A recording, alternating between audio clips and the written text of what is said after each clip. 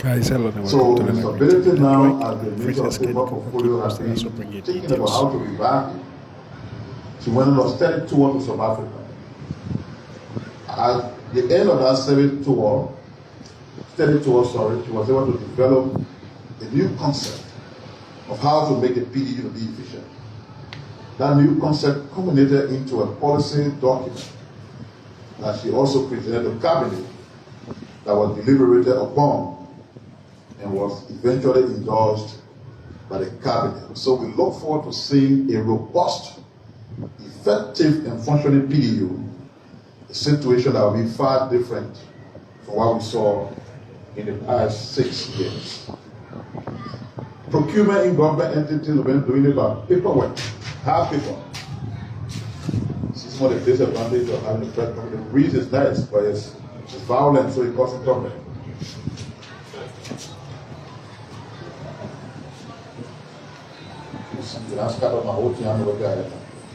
But that's all right. So that plan has been endorsed, like I said, and we see a brand new PDU. And those agencies of government that are dealing with huge infrastructural programs, like in the energy sector, in the road sector, there is now a mechanism whereby when you have some bottlenecks, engagement will be made, and those bottlenecks will be removed. Procurement, we've been doing paperwork for procurement, all the procurement directors around the globe. Some weeks or months back, the PPCC launched what they call the e-procurement system. It enables each ministry or agency or government to do procurement electronically. How far has it gone? Is it working? Are there challenges? Are there difficulties? Is there a need to do a review of what is being implemented? So all of that had to be unpacked by the head of the PPCC. And by virtue of the fact, based on his report, many things have happened. Procurement processes are driven by fraud. Most of the acts of criminality in the upper setting will come from the procurement area, not just that area, but most of them. What we were told by that presentation is that e-procurement process that are taking the process away from how people work to using their electronic system has impacted the extent to which fraud and abuse take place. So there's value for money now in procurement initiative, and we think it's a good thing. He was commended by the Cabinet for such a great job. And it renews our vigor to continue to do institutional adjustments in most of our processes so that they work. And then another presentation that was made, which you are all aware of, there is an outbreak of monkeypox, not just in Liberia, in Sierra Leone, it's alarming, in Guinea and other places, it's terrible. So we need an update from the National Public Health Institute as to where we are as a country as far as the Mpox outbreak is concerned. So far, it's good news. We have had about 4 confirmed cases, no death reported so far. But the key thing is, Unveils has showed us, and by extension, they show all Liberians, that they do have the capacity to manage the update, and that there is no need for fear or panic. What they ask of us, all of us, the citizens, to do in addition to what they're doing in virtue of their capacity, is for us to revert to some of the routine preventive mechanisms that we used when we had Ebola, when we had COVID, etc. Meaning, if you are hugging people consistently, stop that. If you are shaking people's hands, stop that. If you're coming in contact with people who are profusely sweating, stop it. If you are supposed to wash your hands regularly, continue to do so, because these are routine practices that can prevent the spread of any viral disease. So if you want to keep it at that 4 confirmed cases, and not have an outbreak that may eventually start seeing some deaths, then we must pay attention to all the preventive measures. But so far, it has shown us that they have the full capacity to manage and contain the outbreak. Finally, it's already past 1, and we'll have 2 additional speakers, is that the country is planning what we will call the Liberia National Infrastructure Conference or Forum. That conference will be the first of its kind in Liberia, and it will be meant to convince stakeholders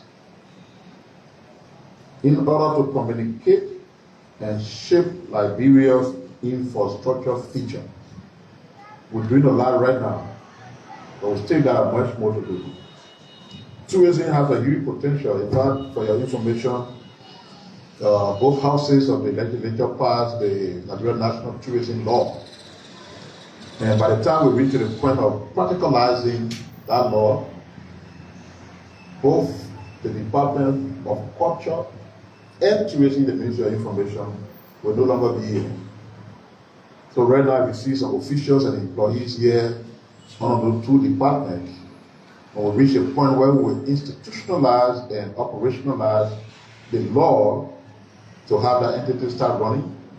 All the people in MICA who are working for culture and tourism will no longer be working for MICA. There will be a kind of decongestion because I'm sure the 2 departments combined got more than between 100 and 150 employees. So if you imagine that number of persons leaving this building, we'll have more space to enable those who will still be part of the administration to enjoy comfortable and spacious office facilities. And we'll focus on, they'll be reducing our own burden too, because as a minister, I'll not be worrying about what's happening in tourism, in culture anymore. I'll be focused on new priorities. So we've got to be thinking about that because tourism, the passing of the law is good. Many of the other things we're doing will be good. But if we don't address the infrastructural deficit of the country, what you need to see in tourism will never be seen, even if you bring angels from heaven to run the sector. So that's where we are, and then the conference will address part of that concern. It will also seek to align our national priorities with the arrest agenda for inclusive development, with the Agenda 2063 of the African Union, and with the Sustainable Development Goals, even though the SDGs period of execution will come to an end shortly. It will enable us to secure commitment for resilient infrastructural investment. The key objective will be that we identify gaps and promote or propose solutions for those gaps.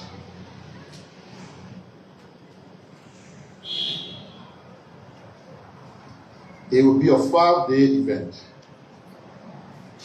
It will be led by the Ministry of Public Works because they are the principal institution responsible for our infrastructure development.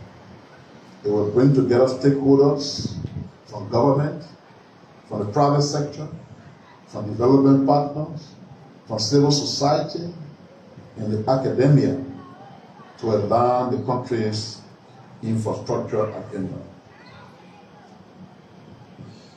Why is the forum necessary? It will translate the arrest agenda into actionable infrastructural commitments. It will mobilize partnership and financing. It will prioritize sustainable, climate-resistant, or resilient and inclusive development. What do we expect just by having that conference? It will endorse an investment pipeline. It will strengthen donor government coordination, and it will ensure national ownership and stakeholder alignment. Meaning all the stakeholders who will be in our country who got things to do, it will force them to align those things with to what we want to do as a country and as a government. That conference will be held sometime in November. The planning process is on. There have been a series of meetings. I know we have received invitation to attend 2 of those meetings that we attended.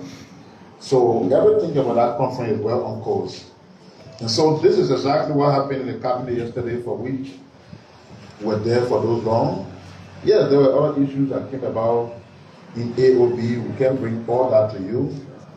But you need to know that when we go to cabinet meeting, we will insult to e-rest.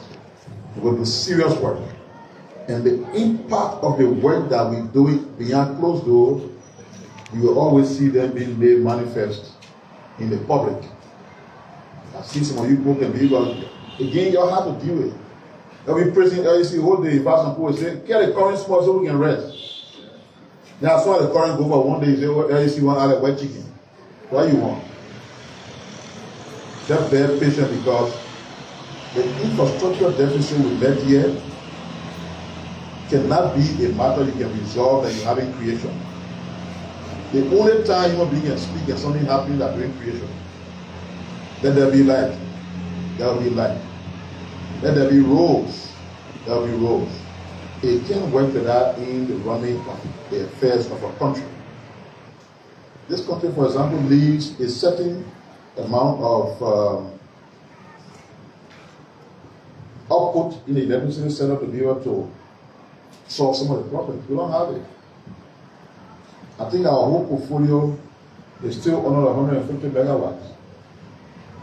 You will need more than 500 megawatts to even have substantive portion of the country benefit from electricity like that.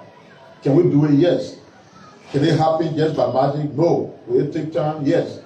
When it's taking time, are there things that we do to ensure that people enjoy current? Yes, there are things we can do. And that's exactly some of the things you see that made you to start praising the management team. But as far as the current go for 1 second, you say they white chicken. So they're not white chicken, give them the chance to do their work. The tour we planned the other day with you to do it in the night, so we see how the city looks as a result of their intervention. And the other tour we're supposed to do to see what is happening with our road projects. They are still in the works. We'll do them, but this time in concert with the sectors involved. I don't have the opportunity to invite Josiah. How many times you see the mayor? If the ministry wants to have an award ceremony for people who are enhancing what we do here, we will take that number 1 priority. Because his work is visible, everybody see it. They see Josiah as some kind of star, not just because of what he's doing, because he's utilizing this platform to tell the story as to why he's doing it. Unfortunately, and sadly so, there are some officials of government who are yet to come here even once in 1 to 2 years now. I hope they get some motivation on what took up. As we finish, I think they're the 2nd or 3rd time coming.